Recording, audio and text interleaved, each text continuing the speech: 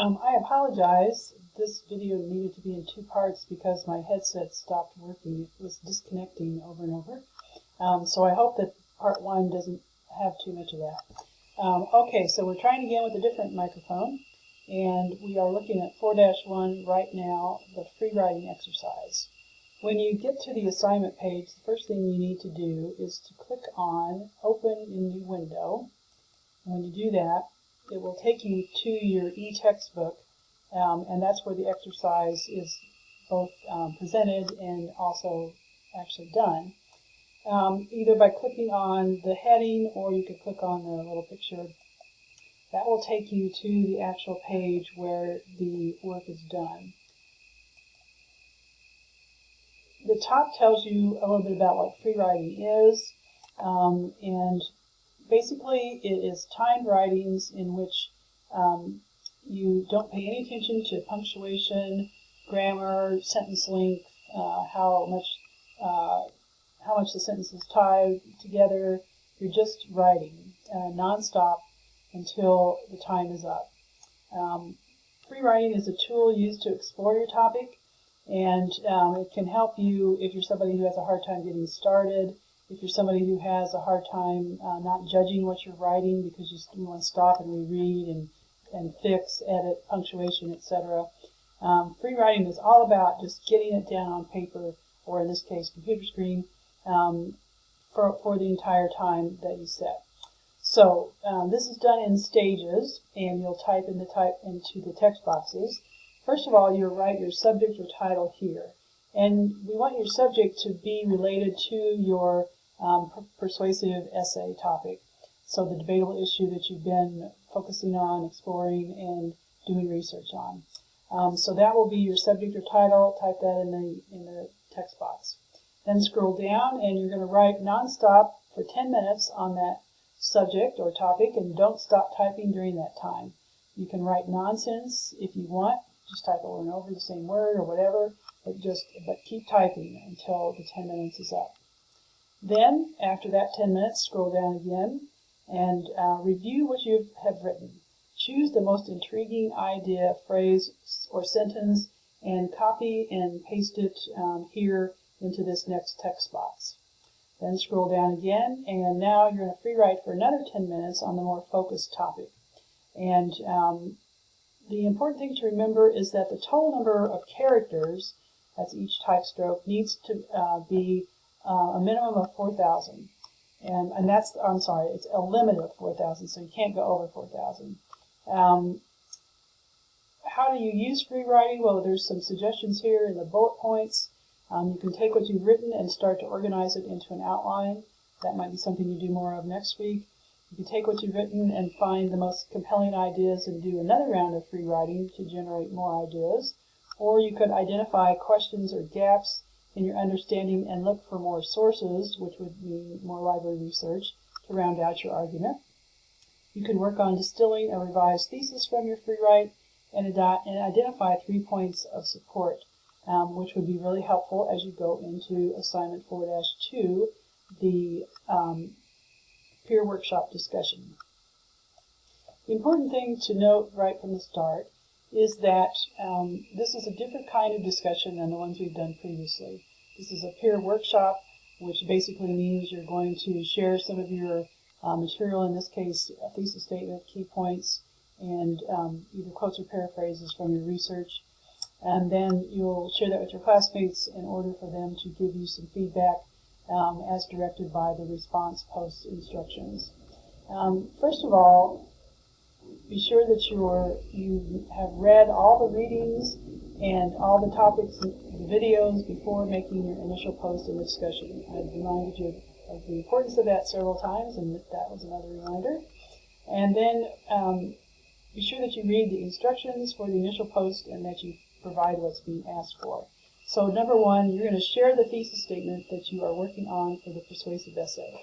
That's why it's so important to have read all the information about writing and developing thesis statements, so that you will know what exactly a persuasive thesis statement should include.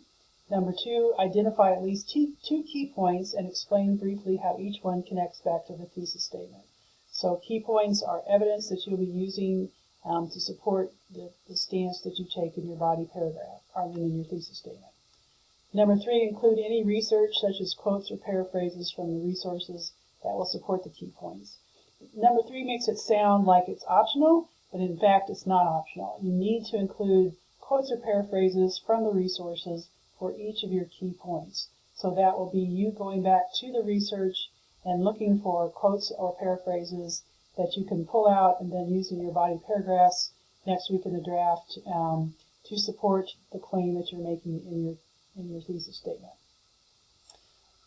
Okay, let me give you a little bit more information about the writing of a thesis statement, kind of in a condensed form, and then I have an example that will help you to be sure that your thesis statement has all the parts and that they're functioning as they should.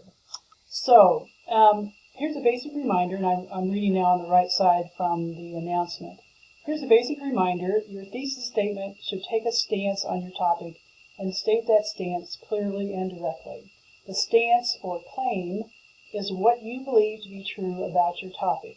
So we've been exploring and doing research, and you have asked questions, and now it's time for you to decide to state what you believe is true about your topic. And that's either a stance or a claim.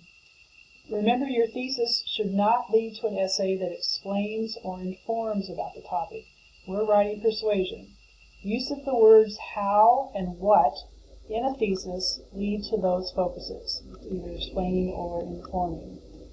We're writing persuasion, so your thesis takes a stance on the debatable issue you identified in Module 1, and then defends that stance with key supporting points, like this.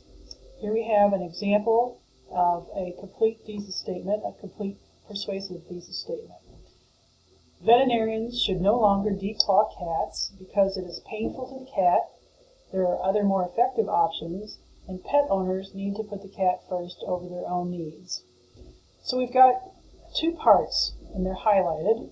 First in green, we've got the stance, what you believe to be true, and then will defend. Veterinarians should no longer declaw cats. That's our stance. What follows in turquoise are the reasons for your belief, and they're the evidence that you will use to persuade your audience. An important word here is because. That establishes the relationship that this is a persuasive essay. We've made a claim. Now we're going to present evidence why that claim is true, why we believe it to be true. The word because signals your audience that this will be persuasion.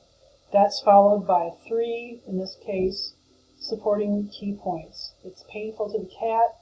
1, that's the first one. 2, there are more effective options. And 3, pet owners need to put the cat first over their own need. So use this sample thesis statement. Understand the parts, that we have to have both parts, both the stance, the claim, and the key supporting points. That makes up a complete thesis statement. That is what you will need to include in your initial post for the discussion as well. You'll need a complete thesis statement, and then you also need to identify key points in a second paragraph probably, and explain briefly how each one connects back to the thesis statement. So it's not enough just to have the key points in a thesis statement. You've also got to do number 2, where you're listing those and explaining how each one connects back to the thesis statement.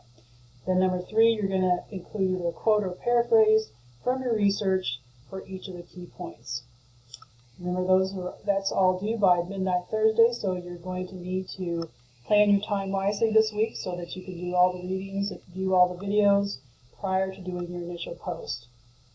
Then be sure to also pay very close attention to the response post instructions, because as I said, this is a different kind of workshop. This is a peer workshop where you're providing feedback, and it needs to be specific feedback by following these instructions. Number 1, provide feedback on your peer's thesis statement and key points. Offer suggestions that might help your peer refine the thesis statement and provide a stronger connection between the key points and how they support the thesis statement. So we're not interested in whether or not you think this is a good thesis statement or you like it. No. we need to know the specific information. Offer suggestions that might help your peer refine their thesis statement and provide a stronger connection between the key points and how they support the thesis statement. Number 2, identify any opposing viewpoints that your peer will need to address within the persuasive essay. Explain how your peer can anticipate objections and respond to them within the essay paragraphs.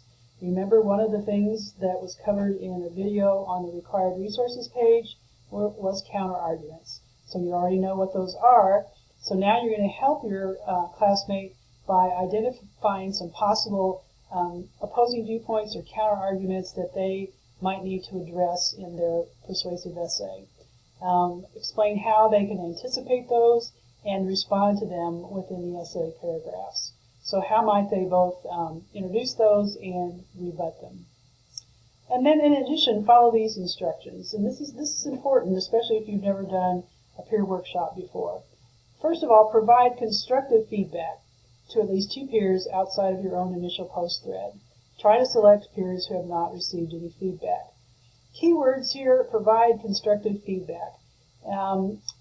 You're wanting to point out what's working well, make suggestions as noted in the instructions, but this is not about telling people they're a bad writer or they don't know what they're doing. No, we want to provide constructive feedback. We're trying to help. We're trying to help them to revise and make it better. Though you will not be graded on this point, you are encouraged to respond to the peers who respond to your initial post. So this is an ongoing conversation, just as all of our discussions have been. Somebody has given you feedback.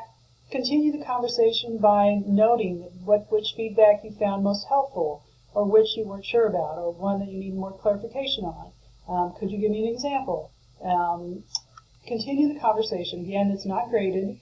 You don't earn any points for it, but it's a good way to continue that conversation and get the full benefit of a peer workshop. Next, remember that you're providing feedback on a draft of your peer's work. Do not comment on grammar or mechanics, such as spelling. Instead, focus your feedback on the areas listed in the guidelines for the response post. You are not acting as an editor. All you're doing is providing the feedback in the areas that have been asked for. Remember, too, that this is a draft. We're not expecting perfection here. This is the first shot at this, so it's not your job to comment on grammar or mechanics or spelling.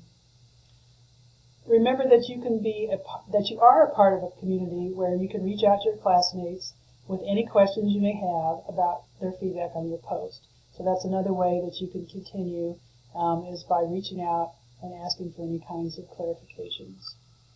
All right. Those are the 2 assignments for this week. Again, I apologize for having 2 parts and changing microphones, technical issues. Sometimes we can't get around those. Again, remember that if you have general questions, you can post them in the general questions discussion for me to answer. If you have questions about grading or personal issues, please email me directly.